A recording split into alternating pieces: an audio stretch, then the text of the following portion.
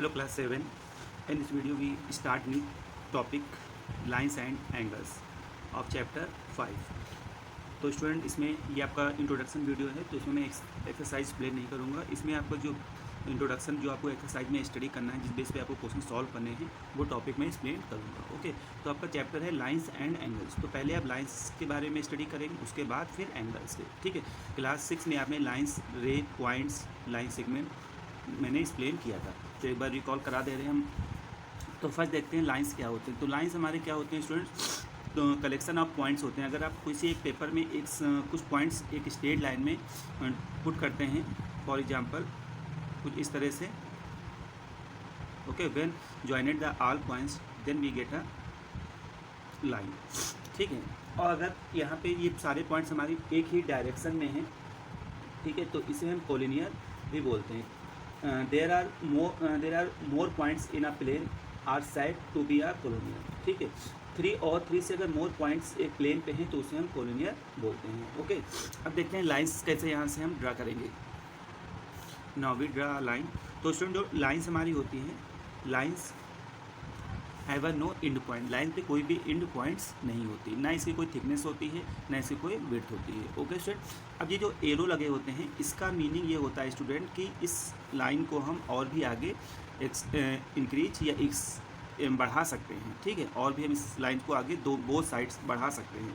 Line have extend in both direction. Okay, अब line segment का जो सिंबल होता है, सपोज दैट आपका ये point lines A and B है। ठीक है, तो यहाँ पे भी इसको शो करेंगे कुछ इस तरह से, इसका आपका सिंबल कुछ इस तरह से होता है। ओके, देन अब देखते हैं लाइन सेगमेंट क्या होता है। तो लाइन सेगमेंट क्या होता है, एक लाइन का ही पार्ट होता है। अगर हम लाइन सेगमेंट्स का, लाइन का अगर कुछ पार्ट बोथ साइड कट कर देते हैं, तो कट करने पे स्टूडेंट हमें कुछ इस फॉर्म में हमें फिगर मिलेगा। तो क्योंकि अब आपने दोनों तरफ से बोथ डायरेक्शन में कट कर दिया, ये पार्ट आपका हट गया, इसका मतलब line segment have a 2 and point. ठीक है, अब लाइन सेगमेंट में कितने एंड पॉइंट हो गए, 2 एंड पॉइंट हो गए। ओके, दैट इज़ अब लाइन सेगमेंट को हम किसी भी डायरेक्शन से एक्सटेंड नहीं कर सकते हैं। ओके, और लाइन सेगमेंट को हम कैसे शो करते हैं, कुछ इस तरह से।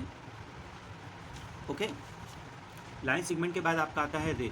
तो रे is a part of line, मतलब लाइन सेगमेंट भी हमारा एक पार्ट था लाइन का, और रे भी हमारा लाइन का ही एक पार्ट है। अब देखिए लाइन सेगमेंट में आपने बोथ डायरेक्शन पे कट कर दिया था, बट अब क्या करेंगे, रे में केवल आपको एक पार्ट से ही कट करना है। सपोज इधर नहीं कट किया मैंने, इधर से कट कर दिया, तो कुछ इस फॉर्म में आपको लाइन रे आपको मिल जाएगी।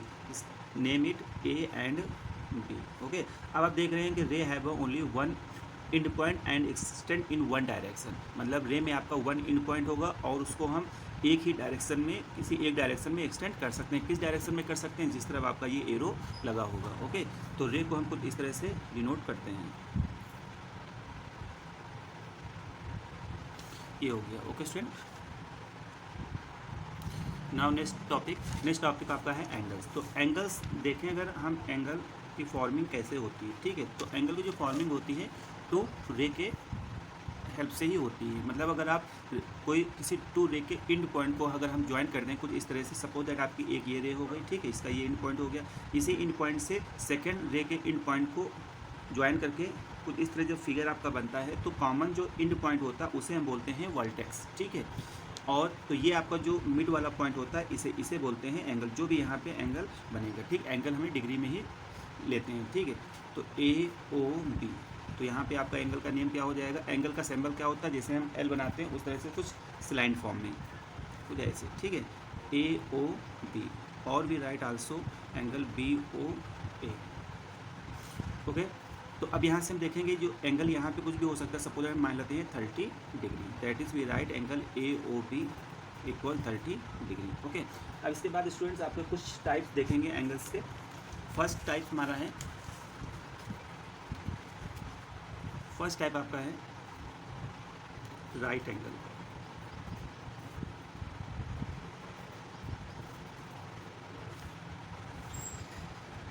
तो राइट एंगल स्टूडेंट सभी को स्टूडेंट को पता होगा।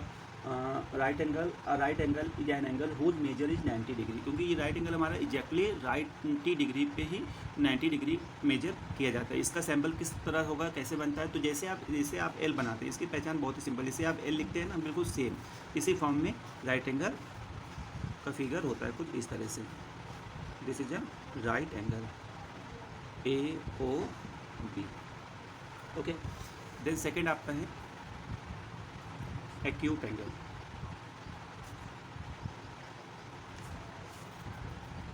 ओके, अब देखिए यहाँ से मैं आपको एक इम्पॉर्टेंट पॉइंट बता दे रहा हूँ।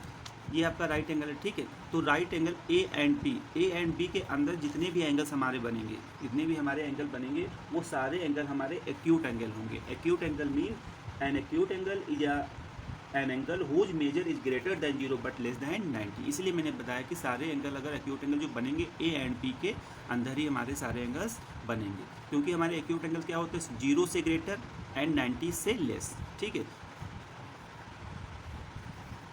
आपका ये एंगल हो सकता है एक्यूट एंगल, ये हो सकता है, ये हो सकता है, ये सारे हमारे क्या हो सकते हैं एक्यूट एंगल। मतलब 90 डिग्री ये साइड है, इसके अगर इस साइड आपके एंगल चला जाता है तो वो क्या हो जाता है acute angle, mean greater than 90 degree but less than 180 degree. तो इसके अंडर अगर जितने भी एंगल बनेंगे वो आपके कैसे एंगल हो जाएंगे, एक्यूट एंगल। एंड अब इसके अगर हम यहाँ पे एक लाइन ड्रा करें, डेट इज इस 90 डिग्री से बाहर और 180 डिग्री से अंदर जितने भी एंगल्स हमारे बनेंगे वो सारे कैसे एंगल होंगे, एक्यूट एंगल। ओके,